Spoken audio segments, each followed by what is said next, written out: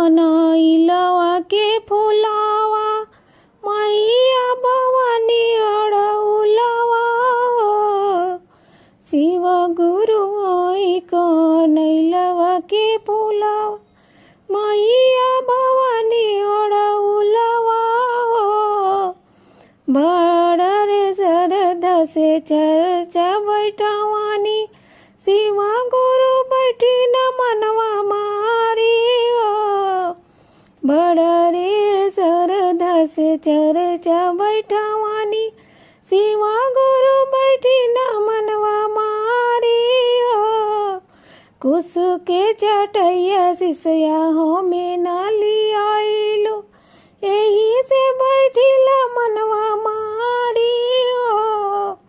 कुश के चटैया शिष्या हो में नाली आइलो यही से बैठिला मनवा मारी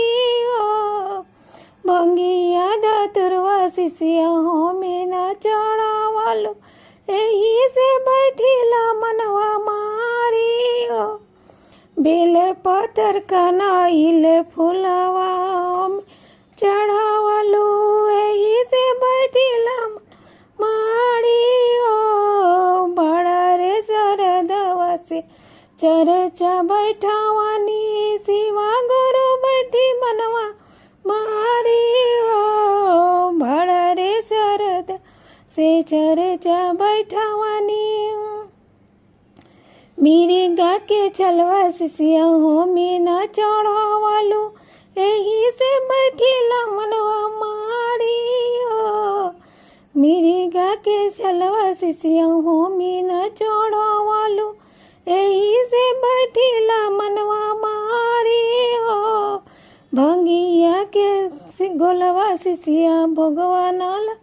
वालू यही से बैठिला मनवा मारी भंगिया के गलवा शिष्या हो गाना लगावालो यही से बैठिला मनवा मारी कुंडल डमरुआ शिष्या हो मीना चढ़ावालो यही से बैठिला मनवा मारी